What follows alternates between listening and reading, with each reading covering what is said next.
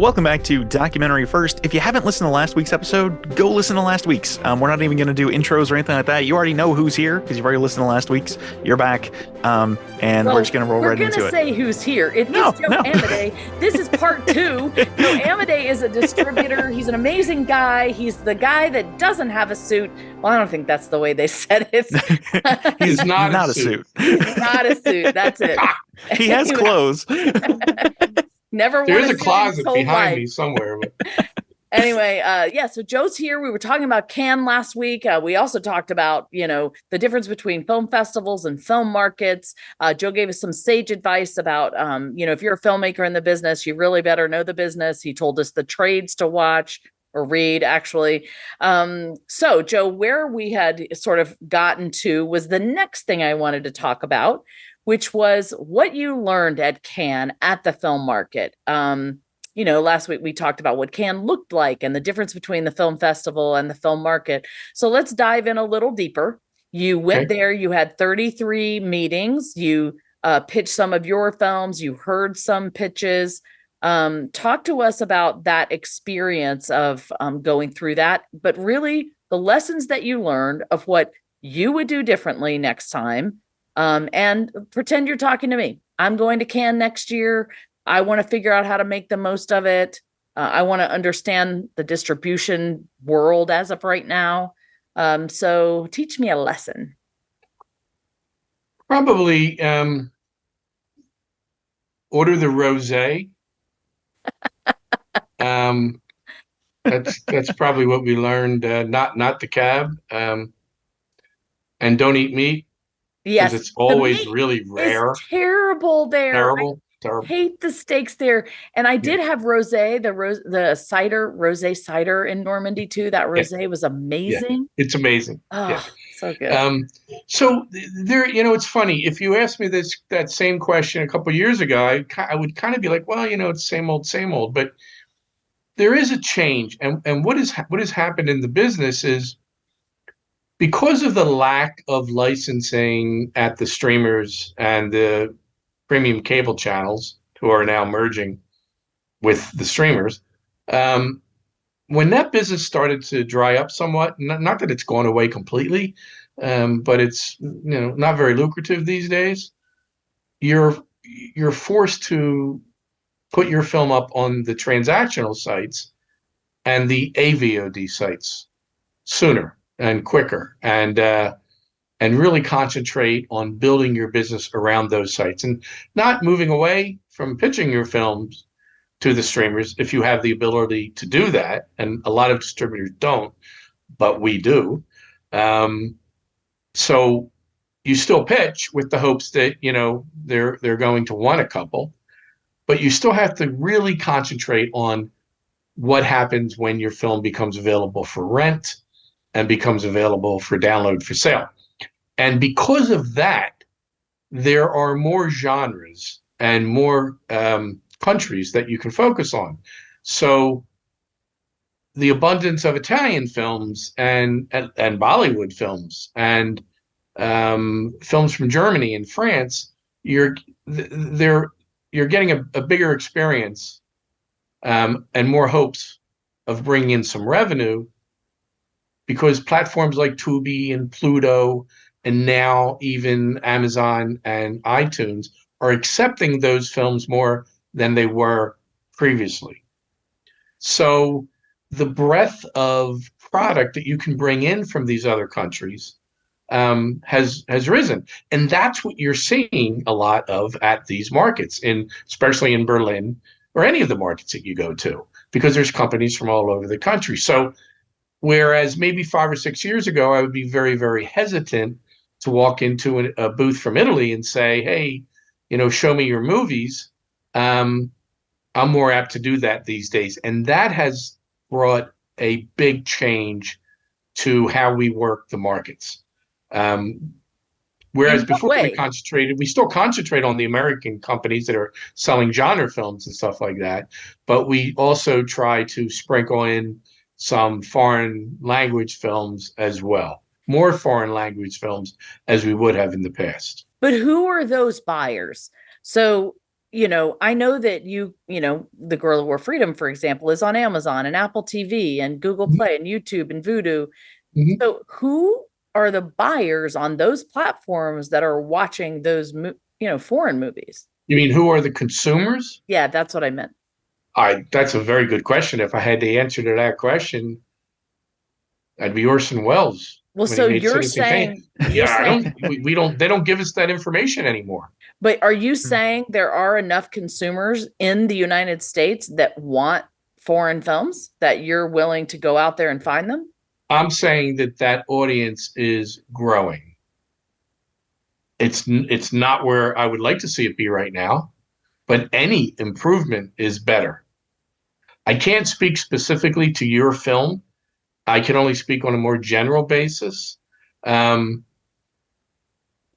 the business grows into what it's becoming, and also, by the way, some of the streamers, Netflix in particular, in any of the trades that you read or any of the conversations you have with them, their growth is not here in the United States anymore. Their subscriber growth is international. So being able to supply them with product from an international basis makes sense. Now that has its own drawbacks and its own limitations, because Netflix, in a very smart move, as they should do, they've hired people in every country to represent them. So you have someone in Germany looking at German films. So by the time those same films might play the market, they, in all likelihood, might have already been passed on by the Netflixes of the world. But I'm just saying that what we saw in this market more than previous markets is more of an ability to meet with a lot of the foreign folks than we have before. Because those same foreign folks, by the way, aren't getting streaming deals either. Okay. Well, that's good to know. Well, how do you make these meetings? So once you register, there is and if you do it early enough, your name and all of your company's information is listed, and then you will start to get invitations from these companies to meet. At the same time, online will be a list of companies with contacts of people that are coming. And you can reach out to them and say, I have a film, or I'm being represented by a film. But it's a kind of a growth thing. You're not going to meet everybody the first year you go. I've been going for 20 years, and I have a substantial, laundry list of people that I see. But there's always new folks coming on. So once you ingratiate yourself into that site, as soon as it's available, and Berlin would be, well, really AFM would be the first if you want to go to AFM, and you'll have enough people that you can meet with. All right. Well, so did you learn any particular interesting things this year other than, I mean, I know you're saying that it's kind of different. You're able to go in and pick up, new genres of films from different countries. What else? It's nice. One of the things that, when you are spending a lot of time with people that do exactly the same thing that you do, because all of our competitors are our friends, and you have those honest conversations with them, that you discuss the trends in the business. You discuss what kind of genres are working, which kind of genres are not working, what should you stay away from. And in particular, you hear about the struggles that they are having with the same accounts that we are struggling with. And this year, more than ever, because of everything that's going on in the industry, there was a lot of very tough conversations being had. Such as What the hell is going on, and are we going to be here next year? Wow. I mean, we are, but everybody isn't. Well, 30% of the buyers that I know have lost their jobs. 30%. so what is going to be the, how are distributors going to hang on? How are they going to weather this storm? Because it's truthfully the same for filmmakers. I mean, we're in the same boat. Film distributors are declining. The platforms they can put stuff on is declining. The budgets that, I mean, you've said this before. In order for us to really make our money back on a doc, it really needs to be under 250,000 that you're spending. So, but people are spending that money. Like, people are out there making movies all the time, not considering these current industry trends. I guess if they did consider it, nobody would be making movies at this point. There are people out there making movies that money is not an object. We're not like that. I speak to filmmakers all the time, and I say, why did you spend $2 million making this movie? And they answer, that's what it cost. And I am bewildered because I know that they're never going to make that money back. But I also believe that that is the film industry. And that has been the film industry since Charlie Chaplin days. And there are filmmakers that will overspend, and there are filmmakers that will come in under budget, and there are filmmakers that every time they go into production, they're very wary of every single penny they spend. And there are some that aren't that wary. But this market is what it is. And, the movie business historically has been through times just as rough. When all the studios in the late 40s lost the ability to own their own theaters, because, they all own their own theaters.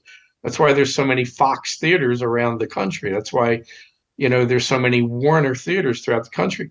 When the government said, sorry, you can't own your own theaters anymore. And then right away, I mean, almost at the same time television hit, it was disastrous. And that's why the studios tried all this new stuff like 3D and CinemaScope and VistaVision and all these things to help make the movie-going experience better. And if it's really interesting, because what are we seeing today? We're seeing IMAX. We're seeing Super IMAX. We're seeing theaters where the seats move, all trying to enrich the film going experience. And what did Hollywood learn back in the 50s when they tried all this stuff? None of it worked. The only thing that worked was good movies. Yeah, that's true. So speaking of good movies, we all know that a good movie, is the crux of the matter. It's what really makes people want to see it, and that reputation. You talked earlier about genres that are in. Now, I feel like this is just from a consumer point of view, that true crime and horror are the two biggest genres that anybody seems to be talking about right now, whether it's in narrative or in podcasting or, in documentary work. Am I off base with that? Or are there other things out there? True crime, when you look at it from above, you got to be very careful, because if you make a movie on what is hot today, it might not be hot a year and a half from now when your movie's done. But true crime, for some unknown reason that none of us really want to admit to, fascinates a lot of people. Dateline and 2020 and these shows that have been on the air for 20 years, they're true crime. They're people like to see other people suffering. What can I say? I'm not into it. I kind of shy away from it. I don't need to see another serial killer docuseries. I'd rather see a series that maybe pays tribute to the people that they killed and talk about their lives that were taken, as opposed to making these people household names. But that's a whole different podcast. But true crime is it. I mean, it still rules. Horror has always been, has always been a mainstay. The only problem that you got to be aware of is that there's a lot of horror movies being made right now. and you can't fit them all in. And there's a lot of really bad horror movies being made. Well, and what I see people doing is they're really stretching that horror genre description, because Yes. I think people know that horror sells. And so they'll take a thriller, or they'll take something that's not quite horror and stick the horror genre on it and put it into horror film festivals, I think, in order to get buyers. So, yeah, one of the other genres that people have been talking about, these are hard to make, especially on a small budget, are, teen romantic dramas or comedies. Netflix has a slew of them. Family films right now, people that, films that, and I'm talking narratives here, films that were labeled, Hallmarkish, people used to laugh at. Well, you can take Hallmarkish to the bank every day. People want to see those types of films. Faith-based films are hot. They've been hot. They will always be hot. There's a certain segment of the United States that are going to watch anything that's faith-based, and it doesn't have to be what we like to call in the industry sledgehammer faith-based. What do you think about Jesus Revolution? I saw Jesus Revolution in the theaters and loved it. Okay. I think that's the kind of thing that is, sort of crossing that border between a Christian film and a faith-based film. Yeah, exactly. Yes. I like the true story aspect of it. So, they're hot. They're very, very, very, very popular. Even I would put the faith-based product up next to horror. Really? Wow. Look at you again. You look at Jesus Revolution. It made a lot more money than most of the horror films being released, and a smaller segment of the population. That's true. That went to see it. Well, that is an interesting point of view, Joe. That is really good to know. But wait a minute. There's one word that I have not used. What is it? Documentaries. Hey, I have spent my entire career releasing documentaries. Now, again, we've released a horror film every once in a while, but I can't sit here and say, thank God we did, because we'd be out of business if we didn't, because the docs are what keep us going. They will continue to be, and they will always be, let's make no note about it, let's make no joke about it, they will always be one of the hardest genres to sell. I don't understand that, though. Maybe it's because I'm obsessed with them, but I mean, my timeline is filled with really interesting documentaries, whether it's on Netflix or Amazon or, I mean, from 3 Mile Island to the Ted Bundy. I have to admit it. I do like these crime things. I don't know why, but anyway, my music documentaries and even World War II documentaries or war documentaries, I just love them. And everybody that I talk to loves them. I just don't understand why they can't make money. I've analyzed it forever until I've given up.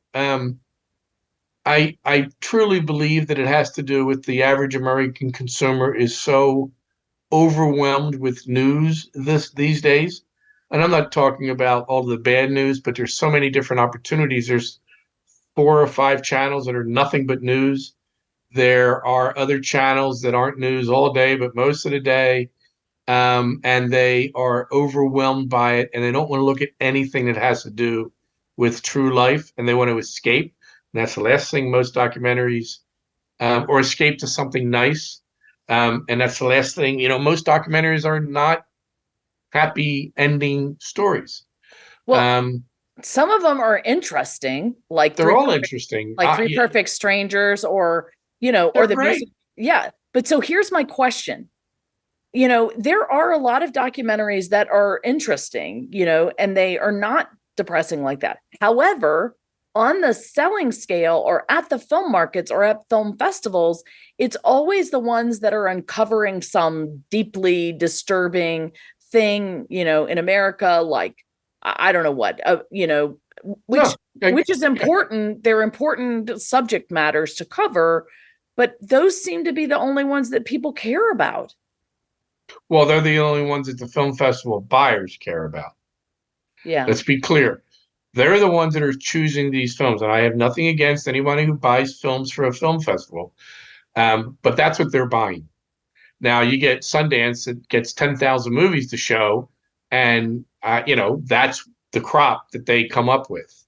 The harder the story is, the better as far as they're concerned. And that also has turned people off when it comes to documentaries because they just don't want to deal with it anymore. That's true. There are some, it's like it's like television in general or the film industry in general. When you look at the success of Jesus Revolution, and I don't want to continue to point to Jesus Revolution as a Christian or anything like that, it's just a good movie. We need more of them. Yeah. Disney, and even, we used to have Disney once a year, once every 2 years, but you can't even count on them anymore. That's because true. Disney is Marvel. That's true. So Joe, I love you to death, but every time I talk to you, I don't know. You get depressed. It's painful. It's painful. Here's the thing, and I listen, I go through it too. I look at the numbers and sometimes, they're very upsetting and sometimes they're not as upsetting. But you really have to go back. I always go back to why I'm doing this in the first place. Yeah. And yeah. Me personally, I would definitely love to, have $1 million in the bank that I can freely spend, or $10 million or any of that. But that's not why I did this. Listen, I have a great wife. I have great kids. You do this because you love it. Yeah. And that's the only reason you do it. Well, I'll add one more. I do it because I can't not do it. Yeah. I just love storytelling so much. It was so rewarding telling a film, knowing that it touched people's lives. I want to continue to do that.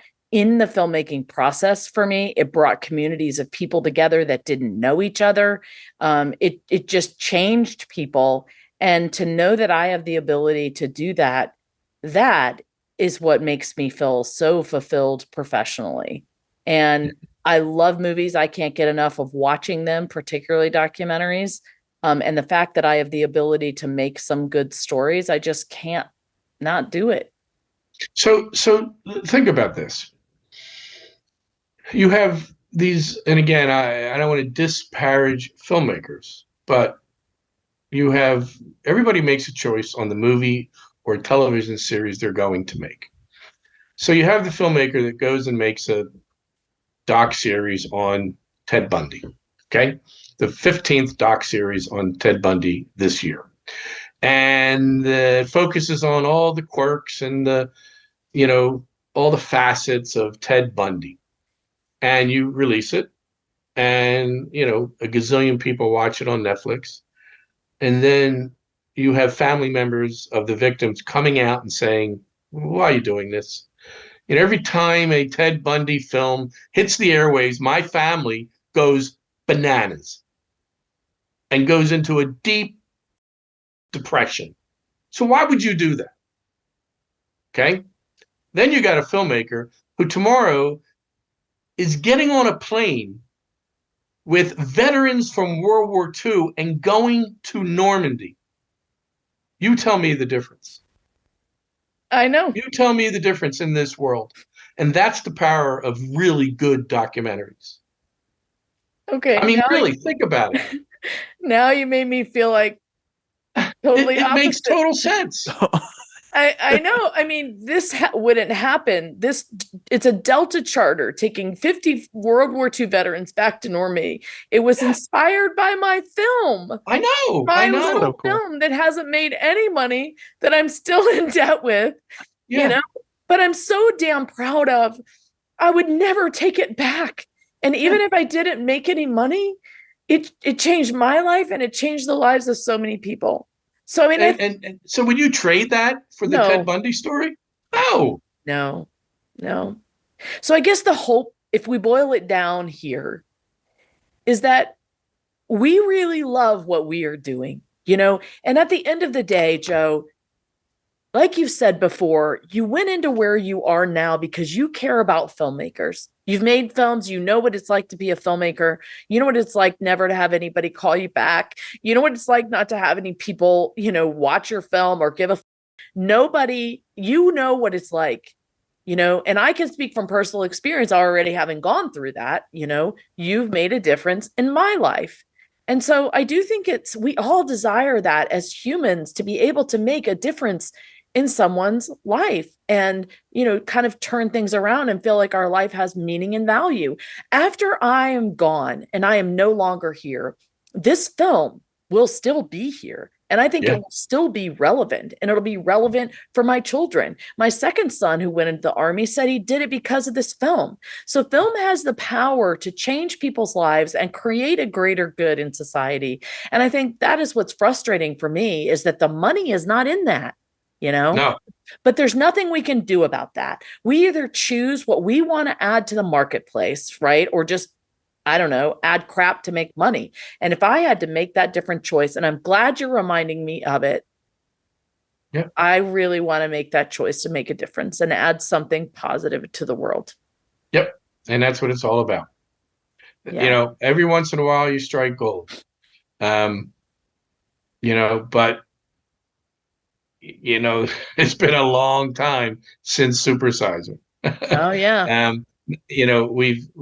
We've struck, but maybe we haven't struck the gold of a film like that actually changed things and made a hell of a lot of money. So, but we're getting there, and we'll do it again. You just got to keep on trying. Me, for one, I thank you for caring about my film, but more importantly, caring about me, giving up your time, answering my text messages, responding to my emails. Those are the little kindnesses in a world, I think, that that distinguish good distributors from ones that care about themselves and the almighty dollar. And I thank you for your truth that you've experienced, that is painful.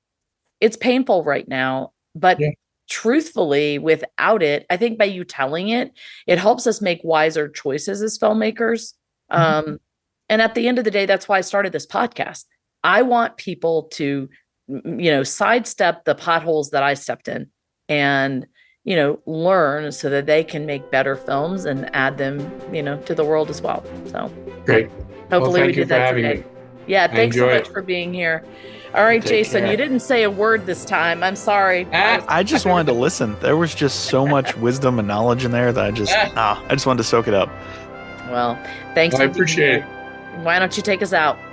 Yeah. Thanks everyone for listening to Documentary First, where we believe everyone has a story to tell and you can be the one to tell it. Yes, you can. Bye, everybody. Thank you.